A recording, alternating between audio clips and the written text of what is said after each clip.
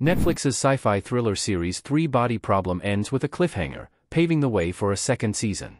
Sayated by Game of Thrones showrunners David Benioff and D.B. Weiss, along with Alexander Wu, it's adapted from Chinese author Liu Cixin's celebrated Remembrance of Earth's Past book trilogy. The 8-episode first season mainly draws on the first book, The Three Body Problem.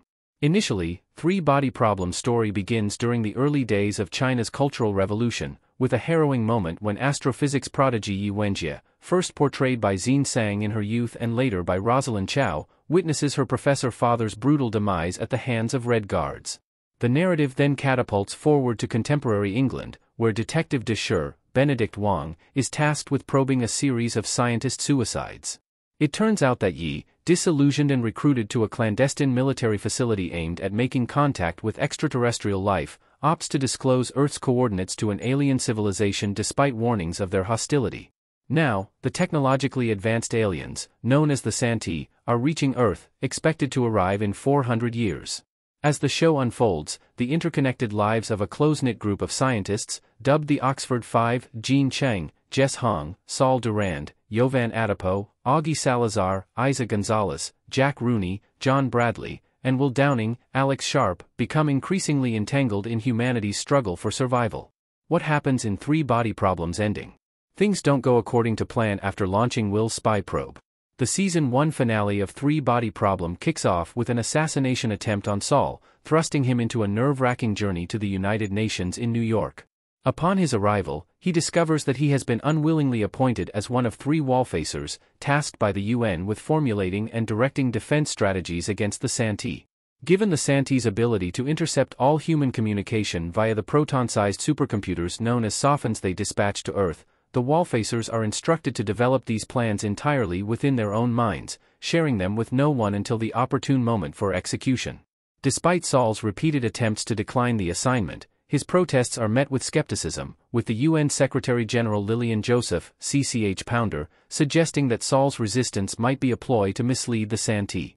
Saul is informed that there exists an indirect reason for his selection, which will become clear in due course. Ultimately granted significant authority, Saul demands to be taken to Cape Canaveral to witness the launch of the spy probe carrying Will's cryogenically frozen brain, a project spearheaded by Jean known as the Staircase Project. However, the launch encounters complications, causing Will's probe to veer off course far from the intended path leading to the Santee fleet. The Wallfacer Project explained. Their work is compartmentalized beyond understanding. Saul Durand and Desher coming out of a truck looking worried in Three Body Problem image via Netflix. The foundation of the Wallfacer Project is the enigmatic nature of the human psyche. Three chosen individuals will conceive and oversee strategic initiatives to combat the Santee, yet they will withhold all information until the opportune moment for implementation. Termed wallfacers, in homage to ancient Eastern meditation practitioners, their plans reside exclusively within their minds. Endowed with significant authority, they will wield control over the world's resources. As the UN Secretary-General says, the wallfacers never have to justify their commands and actions, no matter how inscrutable they might be.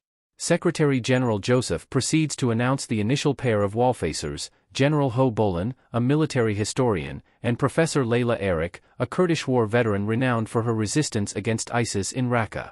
Subsequently, they unveil the third selection, Saul, who stands stunned, making his way slowly to the stage. Later, in a discussion with the Secretary-General, Saul inquires about the rationale behind his selection. She responds cryptically, insinuating that the adversary is aware of the reason. Saul declines the role of wallfacer, expressing his rejection of all associated powers. The Secretary-General acquiesces to his decision, affirming his freedom to choose his path.